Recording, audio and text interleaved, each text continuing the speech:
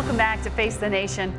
We want to continue our conversation with House Democratic leader Nancy Pelosi. In the next Congress, there will be at least 100 women in the House. That's a record. We asked Leader Pelosi about the new freshman class. We got 23 women, got us to the majority, and then we have many men, some of people of color among those men, it's to take us to bigger heights. I want to salute the quality of our candidates who took their message, their why they wanted to be in Congress, what they cared about and what they knew about that, and how they connected in a very personal way with their constituents. We owned the ground because people were inspired by them, and the outside groups did so much, door to door, telling stories about healthcare and why that was important in this election, and so many other personal stories. So personal stories won the day. Healthcare was the big issue. I'm here to protect that healthcare. In terms of the diversity, we used to be over 50% women, people of color, and LGBTQ. Now we're over 60%. And that's a beautiful thing, that diversity for our country. The additional people who will change the face of security in our country, and of our not only our national security, but our national economy. People say, oh, you're going to have more women, so you'll have more emphasis on childcare. Well, we already have that, and we'll do more.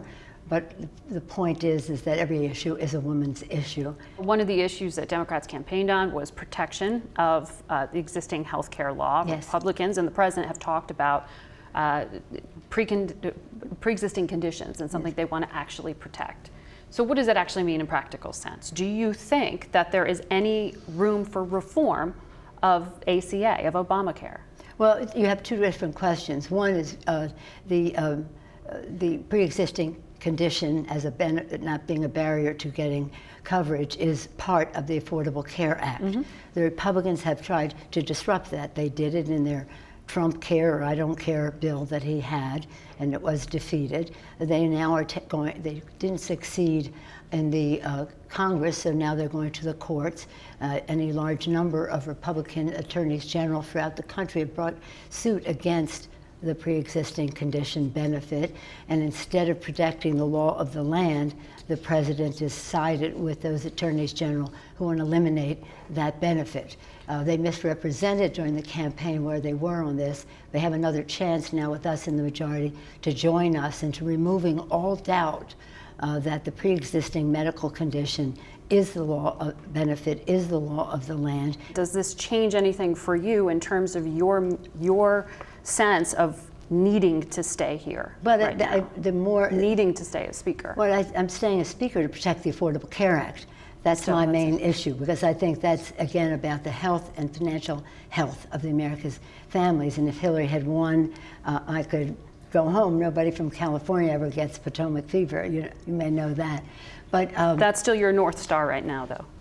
What? The protection of the Affordable Care Act. Yes, that. I mean, I hope we will have a woman president very soon, but that's not the fact that we almost had one would have been motivation for me to say there's a woman at the table. It's very important. You cannot have the four leaders of Congress, the President of the United States, these five people, and not have the voice of women, especially since women were the majority of the voters, the workers in campaigns, and now part of this glorious victory. But these women bring each their individual excellence to the Congress, and we're very proud of it. When I came to Congress, there were 12 Democratic women. I said, we have to change this. Now we'll have close to 90, and that's a major accomplishment for the American people, but also for the Congress. How do you respond to those who say there still needs to be more diversity in leadership, either age-wise, because you look at the other two leaders alongside you and 78 years old? Yeah. Well, do you need to have some of these new progressives who've come in younger? We have had them in the leadership along the way, and that more will be in now that we have more positions. When you have the majority, you have more positions to put people in leadership. But our leadership doesn't just extend to the caucus chair, vice chair, all that. It's about the leadership of our committees. And in our leadership of our committees, we have beautiful diversity: women, people of color, LGBTQ. it's a sight to behold to see all of that diversity, all of that talent leading the way. And some of the people here like being a chair more than they'd rather be chair of the caucus. They would be the chair of the Armed Services Committee or chair of the Financial Services Committee. And that's how you would resolve these questions. Well, people have to run. When I first ran, people said, who said she could run? Nobody smoothed the path for me. I've tried to smooth the path for others, but you have to run. You have to want to do it. Policy-wise, what does that mean?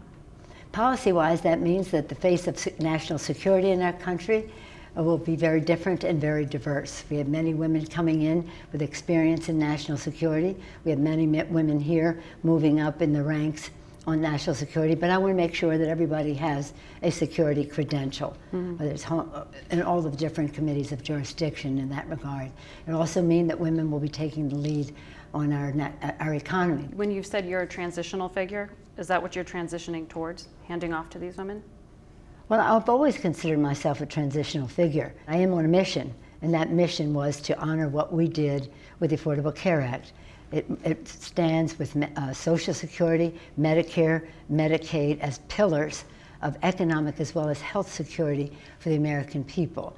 When we had the opportunity to do it, we fought hard and we won, and now we have to protect it, not just as a legislative matter, but as what it means in the lives of the American people.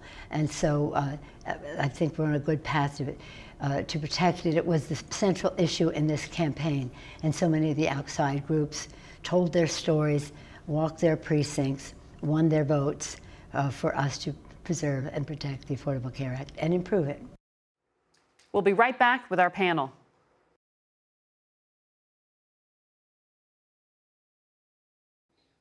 Now for some analysis on a week that defies words here in Washington, we welcome our political panel. Dan Balz is the chief correspondent at The Washington Post. Rachel Bade covers Capitol Hill for Politico, and she's also a CNN political analyst. Mark Landler is a White House correspondent for The New York Times, and Ed O'Keefe is a political correspondent here at CBS News. Ed, let's start off with you. We had these midterm races Tuesday. Right. Do we have final results from some of these other races that are outstanding? Well, first of all, welcome back. We're glad Thanks. to have you back in the building. Congrats to you. You're new dad. That's well, yes. But the answer to your question is no. There are still several unresolved races. We should start with the big one in Florida, of course, the Senate race, where Rick Scott maintains a 50% to 49.9% lead. But you can see there just about as many people that show up in a traffic jam in Miami separate these two from first and second place. Florida governor's race obviously still very tight. The Arizona Senate race, what was notable there, of course, is that the Democrat Kyrsten Sinema has pulled into the lead. You talk to Republicans in Arizona, they quietly concede Sinema will probably hold on and win. And the Georgia governor's race, the goal of Democrat Stacey Abrams is to see if Brian Kemp gets below 50%, but in the ongoing recounts, he hasn't done that, so he may ultimately hold on there. A handful of House races have not yet been called. CBS and the other networks do it slightly differently than the Associated Press, so we're a little more cautious in when those calls are made. And as the speaker mentioned, or speaker-to-be, we presume, more than 30 seats will be picked up by Democrats, so she'll grow the size of her caucus. And notably, too, that we're going to have more than 100 women in the House, which I think really transforms the governing dynamic up on Capitol Hill and will make for a really interesting few years. So that's where we are in terms of the numbers. But in terms of the opinions, some have very different views on where these races are, Dan. I mean, the president has weighed in, and you heard Senator Lindsey Graham also cast some doubt on what's happening in Florida and the integrity of that election there. Yeah, the president weighed in and basically accused Democrats of trying to steal both the elections in Florida and in Arizona without any evidence of theft or fraud. There are problems in some of the counties in Florida, which is unfortunately not a new situation in Florida. And those of us who covered the 2000 recount remember all of the problems down there, and some of those have not been solved. But there is counting often goes slowly. And it takes sometimes days and weeks in some states to actually get a final vote on these elections. And there's a process underway. It will be closely watched at this point. The opportunity for fraud will probably be quite minimal at this point, given all of the attention that's going on. But the president, by doing that, undermines faith in the basic process of our democracy. And it would be better, obviously, if people in positions of power let the process play out. There are a lot of people who think that the Republicans likely will hold on to both of those tight races in Florida. They are ahead narrowly, but they may have enough votes to be able to hold on. People should simply wait. Rachel, biggest Democrat gain in the House since 1974, and more women than we have ever seen winning elected office for this new Congress. Right. Given this environment, does that change much? We'll have to see. I mean, I think that Republicans know that they have bled in the suburbs. Republican leadership, they were encouraging the president before the election to sort of tone down a lot of this heated rhetoric. He did not, and they paid a price for it. The question here is, do Republicans learn from it going forward? And the president, in terms of looking at 2020, I think he thinks his own reelection is better if he continues that rhetoric, which is a different sort of election than House Republicans would need to retake the House. In terms of in terms of women coming to Washington, I can tell you that on Capitol Hill, there's already discussions about changing the campus to make sure they can accommodate all these women and make sure that it's a friendly work environment for mothers. There's new baby changing tables and bathrooms for lawmakers, and there's talk about nursing stations around the Capitol. But again, policy changes. You saw Pelosi talk about health care, making that a key issue next year, and I think that would be smart for them, especially because Republicans sort of tried to deflect a lot of attacks on health care by saying we do care about pre-existing conditions when in fact they tried to repeal Obamacare. Sliding in the suburbs, I think, is how Leader McConnell put it in terms of a problem for the GOP. But Mark, for the president, as Rachel just said, does this necessarily cause a change in tone, a change in behavior for him? Because certainly after Tuesday, he seemed as combative as ever. If anything, more combative. I mean, he came out and made this rather hapless effort to claim victory. And then when it became clear over the ensuing days that really he had taken a stinging setback in the House, you saw his mood sort of deteriorate through the week. And as Rachel said, and Dan, he went after the electoral process in Florida. He went after the press. He went after the rule of law, in a sense, in putting Matt Whitaker into a job in the Justice Department on an acting basis that many people have profound problems with. So you really saw him shift to an aggressive stance on almost across the board. There are issues where the president has said he could work with a Democratic House, infrastructure being one, potentially immigration. But the big question that I would have is the president going to be capable of compartmentalizing potentially productive work on the legislative side with an unrelenting round of investigations that he now faces in a Democrat-controlled House? I think that's emotionally going to be very difficult for him, and he already made clear in the past week that if the Democrats really investigate him aggressively, he will respond in a warlike way. He will try to investigate them. So it's sort of difficult from where we sit based on watching his demeanor over the past 3 days to see how he shifts to a more cooperative, collaborative stance. It feels like we're in for more and more partisan combat. And what should we expect in terms of cabinet member departures? Jeff Sessions, that was telegraphed for months. I think the big one to watch out for is Jim Mattis, the defense secretary. You may recall the interview where the president said, well, Jim Mattis is basically a Democrat.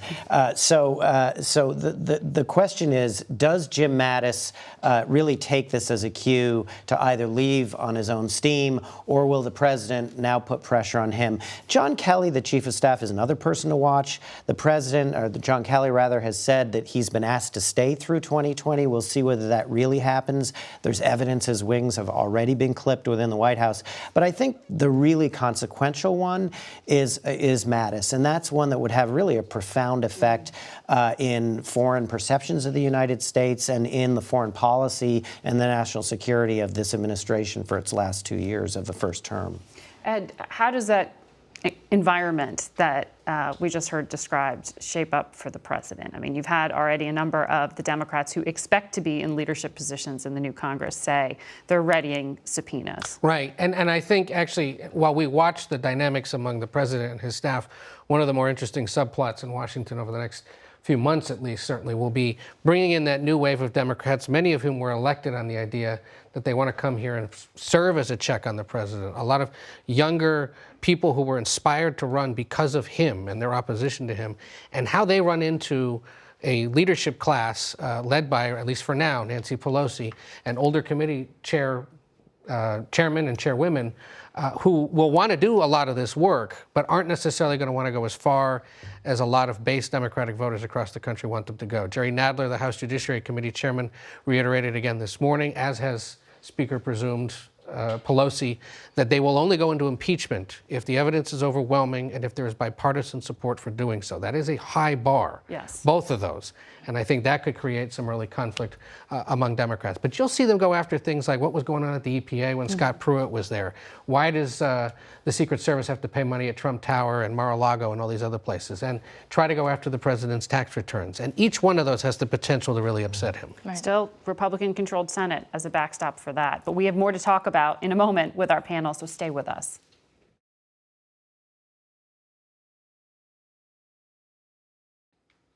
We're back with our panel of journalists, and we want to discuss some explosive exchanges this week between the president and members of the White House press corps.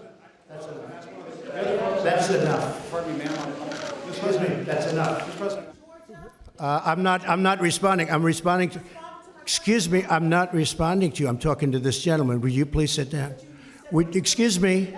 Excuse me, would you please sit down? Please go ahead. On the campaign trail, you called yourself a nationalist. Some people saw that as emboldening white nationalists. Now people are also I don't know saying why you'd that say the that. president. It's such a racist There are question. some people. Do you want him to rein in Robert Mueller? What a stupid question that is. What a stupid question. But I watch you a lot. You ask a lot of stupid questions. Was the president there speaking about Abby Phillips of CNN, who is a very smart journalist. You also heard Jim Acosta of CNN, April Ryan of American Urban Radio Networks, Yamiche Alcindor of PBS, all getting real fire from the president. Mark, what's happening here? I mean, the president always seems to be combative with the press, but to many, this seems a new level of aggression. Yeah, I think that the midterm election and the setback he suffered there has maybe changed his psychological frame and not for the better. We were used to this kind of a vexed relationship. We've had it with him from the start. But what you saw this past week was really of a very different order. Stripping the credential of the CNN correspondent Jim Acosta, that's something that no recent president in memory has tried to do. And the attacks, the verbal attacks on April Ryan, Abby Phillip, and Yamiche Alcindor are particularly, I think, problematic because the three of them are African-American women. For him to say to Yamiche, a former colleague of mine, that asking him a very valid question about his inflammatory rhetoric is somehow a racist question, I think really is at some level beyond the pale. Likewise with Abby, she asked an absolutely valid question about the future of the Mueller investigation under a new leadership at the Department of Justice. And April Ryan, who, by the way, wasn't even present for the session where he simply went after her, presumably because she had tried to ask him a question at his press conference earlier in the week. These are all professional women doing their jobs the right way, and for him to single them out and be so ad hominem, I think is a new level for those of us in the press corps that have been used to this. I think we're all a little bit stunned by what we saw this past week. And Dan, there is a lot to be said in parsing this, and that the media shouldn't be talking about itself as much as we have been in terms of this aggressive line with the president. But tell us why this matters in the broader political sense. You did have some journalist organizations come out and even criticize the phrasing of questions from fellow journalists. Is there a policing of the Fourth Estate that needs to be done, or is this in any way acceptable, this kind of language? Well, there's always self-reflection that needs to be done by those of us in the press. I mean, I think we all have to constantly think about what's the best way to do our job, particularly in a very difficult environment. And I think every news organization and every reporter who covers stories like this does ask those questions. But that begs the issue of what the president has done, not just this week. And I agree with Mark. This was another, several levers up in his attacks on the press. But he has done it consistently, and it is strategic on his part, because it is designed to undermine the validity of a free press. And secondly, we know that it inflames his base supporters. I mean, I think everybody around this table gets emails from people who are very loyal to Donald Trump, who in fact believe that we take it as our job to try to undermine him. That is not the case. We hold people in power accountable, whether they're Democrats or Republicans. We can be tough on presidents, and we often are, and presidents don't particularly like that. But most presidents, or all previous presidents, have reacted differently than President Trump has. And I think that's the issue. And as Mark said, particularly the attacks on 3 African-American female correspondents, all of whom are professional in the way they approach their job, is another aspect of this that is even different from simply attacks on the press. Well, and he's taken on 2 Latino correspondents as well, Cecilia Vega, the previous one, and Jim Acosta. And, for some of us, that isn't coincidence. And I think that's part of what is so troubling. But, one thing we need to point out with this president, like him or hate him, the press corps sees him and gets to question him more often than we did George W. Bush and Barack Obama. That's a very good point. Very good point. Rachel, just button us up here quickly. I mean, for those who say we're being overly sensitive, that there's nothing racist in what the president did, there was a lot of these nationalist tones, so to speak, that were rewarded on the campaign trail, were they not? Yeah, absolutely. I think that race right now is one of those topics that Republicans, it's hurting them right now. When they hear and they're following the president, they're trying to distance themselves from the president, but this keeps coming back and hurting them on the campaign trail. I mean, I'm thought of Steve King and some of the rhetoric that has come out of his mouth, and it sort of divided the Republican leadership about whether or not to back him or just not say anything. And we actually saw one Republican leader, the NRCC chairman Steve Stivers, come out and say, listen, this kind of rhetoric is not acceptable, and we have to stand up against it. Notably, no other House Republican leaders did that. And he was resilient. Yeah, and he was reelected. Well, we have so much to digest from this week, I think all of us, by the end of it. We're going to be right back here on Face the Nation. Stay with us.